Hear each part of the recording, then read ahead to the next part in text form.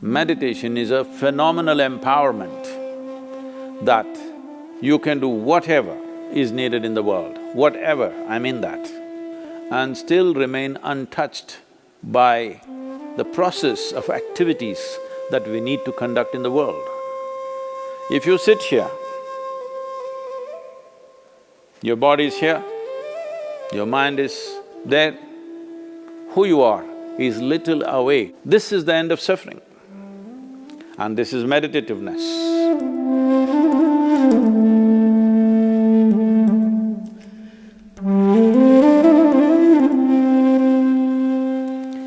Namaskaram. Everybody is suddenly, people who had never meditated in their lives, never even considered that possibility, are now suddenly talking about meditation, the need to meditate, wanting to meditate. Let us examine this meditation, what this is. First of all, what does the word meditation mean? The English word meditation doesn't really mean anything, in the sense, it doesn't say anything specific. If anybody sits normally with their eyes closed, it's assumed they must be meditating. One can sit with their eyes closed and do many things. You can do japa, tapa, dharana, dhyana, samadhi, shunya, samyama. Or you might have just mastered the art of sleeping in vertical postures. So the word meditation in English language doesn't specify anything. Generally we assume, or generally people assume that meditation means dhyana. In Tamil Nadu it's dhyanam, if you go little north it's dhyana, if you go really up north it's dhyan. If you go further up it becomes chan, if you go little more east it becomes zen. Same thing. So, what is this dimension that we are trying to describe with this word meditation? One fundamental thing that we need to understand is, you cannot do meditation because meditation is a quality. A quality is a consequence of a certain process.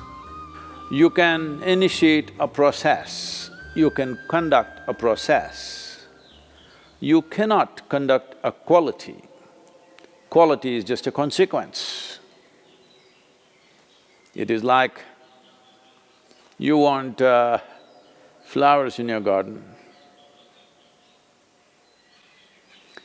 You don't sit there and do flower meditation. You know what happened to the flower people If you want flowers in your garden, you don't have to think flowers. You have to think soil, manure, water, sunlight. If you conduct this process of these ingredients properly, flower and fruit is a consequence. But today, the world has become so goal-oriented. Because they're so goal-oriented, they are not interested in the soil,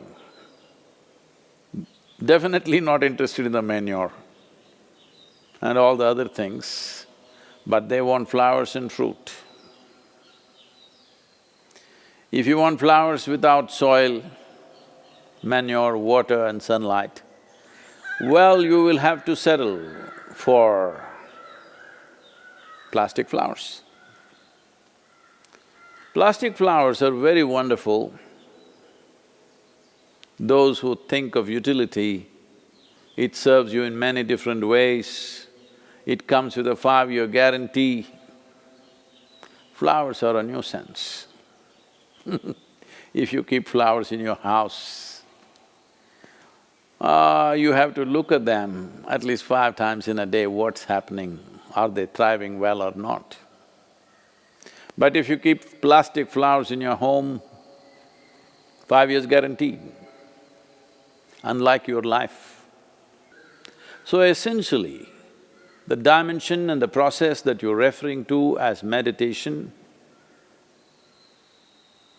is very life-oriented. When I say life-oriented, today largely you're material-oriented or at the most mind-oriented, maybe emotion-oriented or physical body, which is a material again. Largely life has become like this. People's idea of life is, if someone says, "my life," you're supposed to understand they're talking about their job. They're talking about the economic condition in the country or in the world, about their car, maybe about their dog, sometimes about their husbands or wives. It could be anything. But the only thing that's truly life is what is throbbing in this. This is life. The rest are arrangements that we have made, hoping that these arrangements will allow us to enhance our life. Whether it's education, career, relationships, marriage, children, wealth, whatever. All these things one is after only in the hope that it will enhance our life. As you know, most people, instead of enhancing their life, largely get entangled with these accessories. Accessories have become larger than the life process. Well, I think in a very cruel way, the virus is bringing focus on the life. You suddenly understand your expensive home has become a prison. Your expensive car is as good as junk because you can't drive it, at least for some time. So now naturally a whole lot of people are asking all over the world, how to meditate, what should I do? As I said, you cannot meditate, but you can become meditative because it's a quality. If one cultivates their body,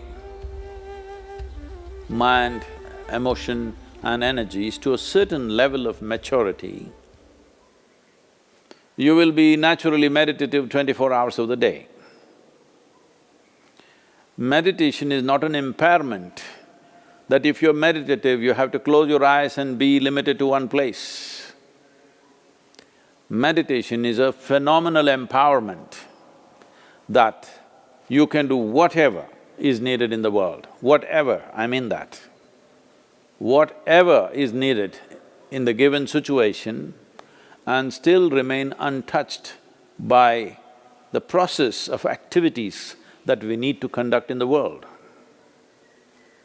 This empowerment or without this empowerment, in fact a human being is crippled because if what you have to think, feel, understand and act in the world is going to rub off on you in such a big way, naturally you will hesitate to do what is needed.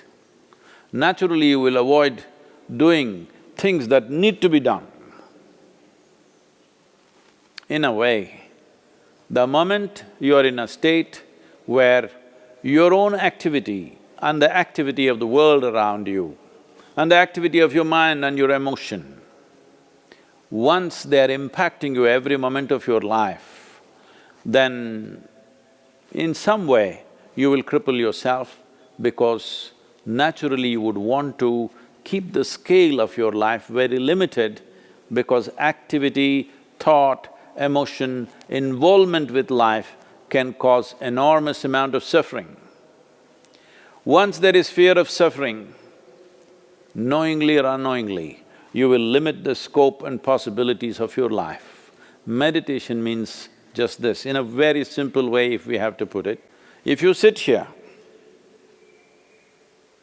your body is here, your mind is there, who you are is little away from these two dimensions of physical body and mental accumulations.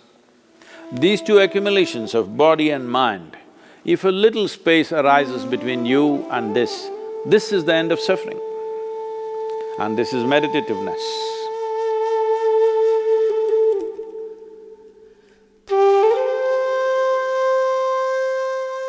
Isha Kriya is an extremely simple process but a powerful tool. These three ingredients, your breath, your thought and your awareness, in the right combination, if you use them, your ability to use the mind and the body is so greatly enhanced that you almost look superhuman for somebody else. But I'm telling you, this is human. This is not about being superhuman. This is about realizing being human is super.